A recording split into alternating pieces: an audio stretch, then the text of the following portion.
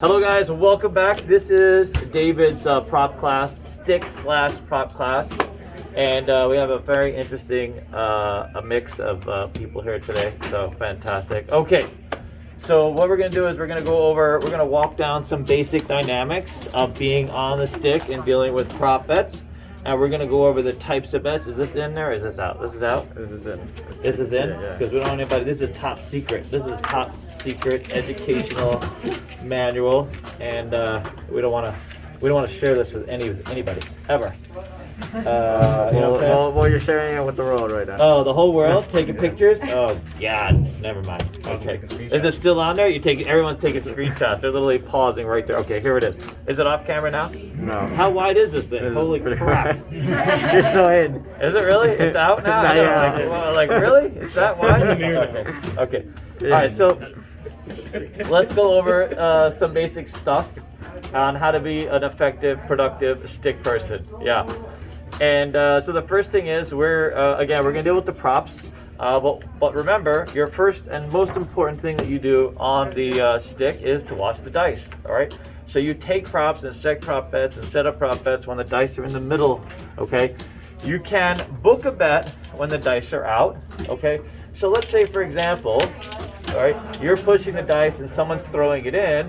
You need your base person to announce the bet. And how do we book a bet for the middle center action? The bet is booked, the amount, position, and the bet itself. The amount, the position, the bet itself. Those three things have to accompany every single bet that's thrown in, okay? The amount, the position, and the bet itself. So $5 down the center, C&E. Otherwise, you can't have a bet, okay? So those three things. You can't just have somebody throw in a $5 chip. Now, let me just see I need some checks over here. Yeah.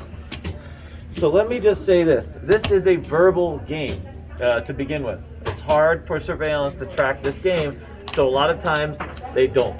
They focus on very basic mechanics on the game, where the puck is, what money is on the place bets, this type of thing.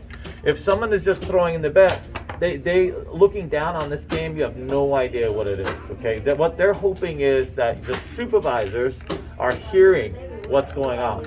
And in order for them to know what's going on, base dealers, stick person have to announce. You have to talk about what's going on in the game. You have to say, okay, so it's a verbal alert.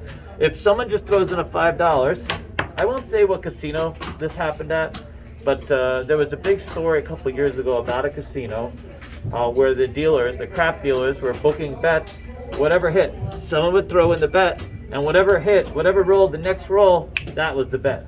They would book it, sort of post facto. Because it's very easy to take advantage of this, okay? So all I can tell you is don't take advantage of it. You have to announce the bet. So on the base, $5 C&E down the center. Announce the bet, cover yourself, make sure everyone knows what's going on. Okay, so there's a couple different scenarios. Let's say, for example, I am pushing the dice out to a new player. I've had the dice in the middle of the game, or actually in the middle of the game. I've waited patiently for everybody to make their bets, which you're going to do, right? So on the base, on the stick, you're going to be asking people to make bets. If you have someone who regularly puts up a bet, you want to ask them, hey, let me get your $5 C&E, or let me get your 12, or be proactive in getting these bets in. Because the best time for these bets to be made are when your stick is here and your dice are in the middle of the game, okay? Before I go any further, by the way, when you start as a dealer, put the stick down. Let go of the stick while you're standing here. Unless you have to actually move the dice, you don't need to go like this. It's not like you can do it with one hand. It's much easier to manage props if you have two hands open. I've broken into many casinos and I see dealers, they get nervous, they use this stick, they hold on to this stick. Put it down, and that way you have two hands open. You can talk to your players, you can put your hands out for the bets. It's a lot easier to manage the props with two hands, okay? So don't get too attached to the stick. I know a lot of people, anyways, just put the stick down. It's much easier if you can. It's just a good habit to have. Okay. So while you're here and the dice are in the middle of the table, whether it's 2 or 5, whatever the case is, you want to talk up the game. You want to ask players for crap 11 C&E, Yo's, horns, worlds, high lows, Yo's, hard ways, right? You want to sell the game. The casinos want you to sell the game. You're like a carnival barker, okay? The more you sell the game, the better you look in the eyes of the casino. If you're a very quiet, reserve dealer, which you might be at first because you'll have other things going on, that's its own thing, you know. But if you want to get to Bellagio or Cosmo, it's good to be able to talk out the game and do that. Okay. So what's going to happen though is, and the thing that you need to account for is, once you start moving the dice, whatever the case is, 2 dice, 5 dice, some people will bet late. All right. Casinos have different policies on late bets. Some casinos, and the floor supervisor, box person will say to you, the minute the dice leave the center of the table, no more bets. Okay. And if that's the rule where you work, then your base dealers need to make sure they call no bet. No late bets, sir. Sorry, the dice are out. No more bets. Or you on stick person, if they throw it to you, have to announce no more bets. Or sorry, no bet. You know, it's late, dice are out, this type of thing. Not every casino does that. Most high-end places will take a late bet. That's fine, as long as you have time to book it. The dice aren't in the person's hand. My rule of thumb was this.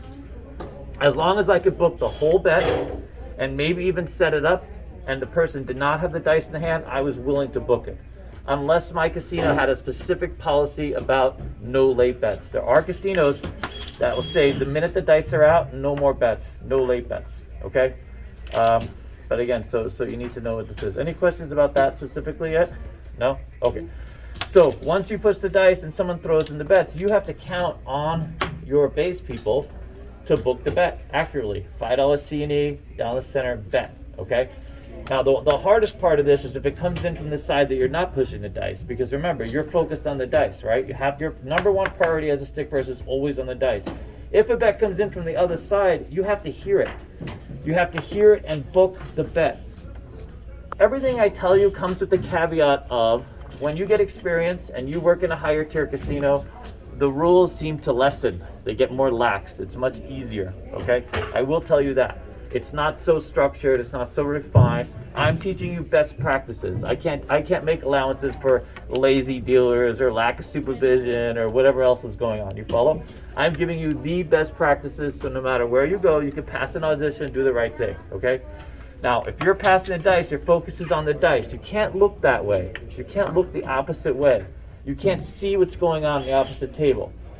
Now, have I seen dealers at casinos look the opposite way while they're moving the dice? Absolutely 100%, okay? That's something you don't want to do, you know? So if there's a bet coming in from the other side, you have to trust your base dealer is giving you accurate information, okay? Obviously, any bet that comes in from this side, I can see it, book it, acknowledge it, easy peasy, right?